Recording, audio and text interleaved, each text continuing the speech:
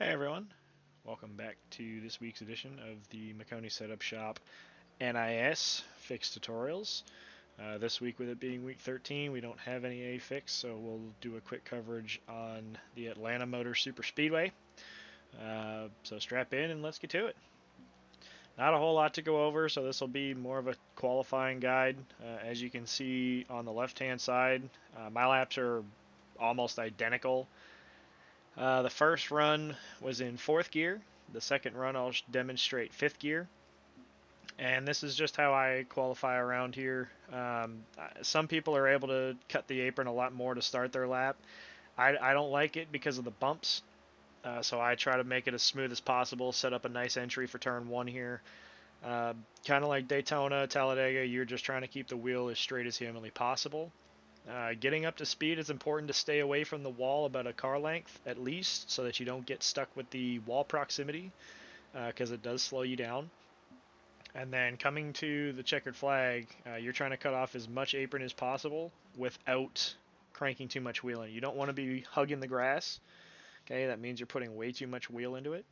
But you're just trying to make it as smooth as possible, get as close to the grass as you can, coming to finish your lap. The exit or getting off of pit road is also pretty important because this is a mile and a half super speedway. Building your speed is incredibly important. So you want to get right on this lane here beside the white and red line as soon as possible so that you can build as much speed as you can. If you're a lane left, you'll see when you're in the car, the difference in banking is pretty severe.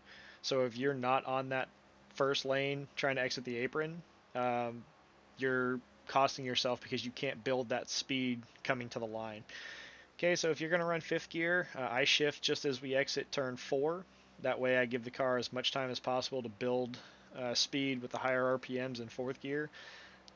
You'll see when we go to the in-car, in fifth gear, you're right on the limit of that power band, right around 8,000 RPM. Typically, you want to be around 8,200.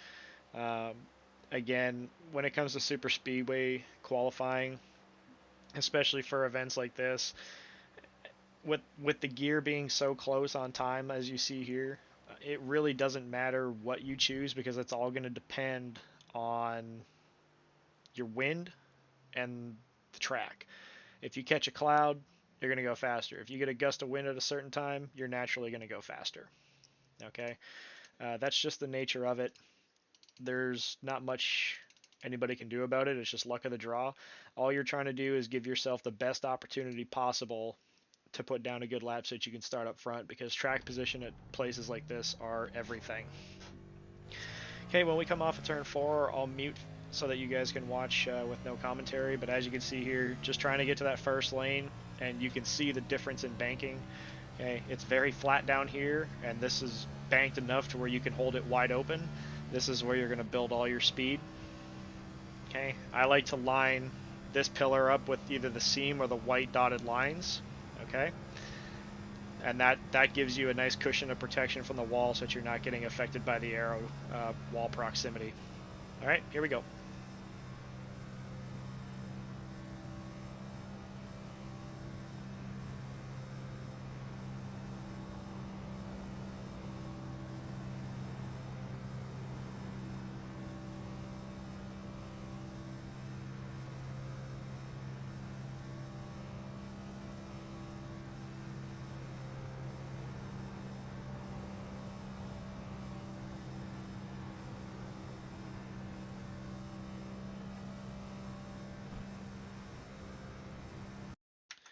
Okay, guys. Once again, another short video for these kind of tutorials. These super speedways, there's not really a whole lot to cover.